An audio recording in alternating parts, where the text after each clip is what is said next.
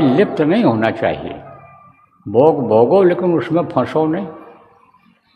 रोज का भोग भी अच्छा नहीं होता है साधकों के लिए, क्योंकि नारी पराई आपनी।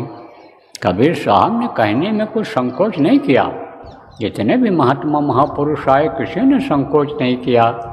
तो मैं तो अपनी बात कुछ कहता नहीं हूँ, मैं तो उन्हीं की बात दोहरा करके समझाता हूँ। तो उन्होंने कहा नारी पराई आपन, और भोगत नरक जाए, और आग आग सब एक है, और हाथ धरे जल जाए। आग सब एक होती है, चाहे अपनी हो चाहे उनकी हो। तो बार बार जो है ये भोग अच्छा नहीं होता है।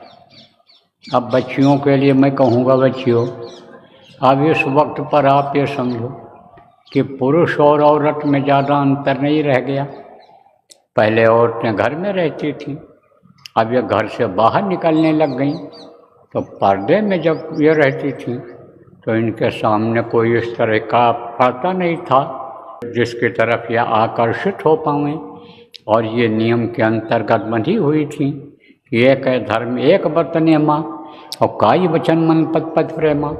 पति के पैर के अलावा और किसी की पूजा नहीं किया, किसी की तरफ देखी ही नहीं, नज़रों में नज़र नहीं मिलाई।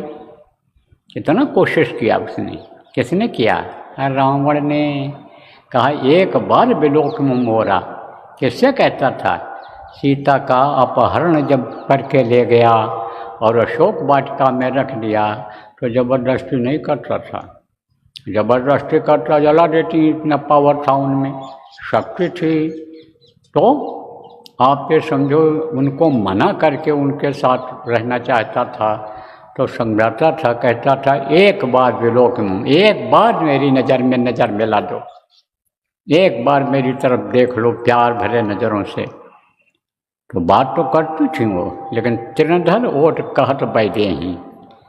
तिन माने क्या होता है? तिनका होता है। तो अब आप देखो हम चश्मा लगाए हैं और चश्मा से आपको देख रहे हैं। अब चश्मा के ऊपर तिल भर भी अगर कोई दाग लग जाए, कालिख लग जाए, मिट्टी लग जाए तो बराबर देख पाएंगे? नहीं देख पाएंगे। बाहर से अगर लग जाए कुछ तो नहीं दिखाई पड़ता है।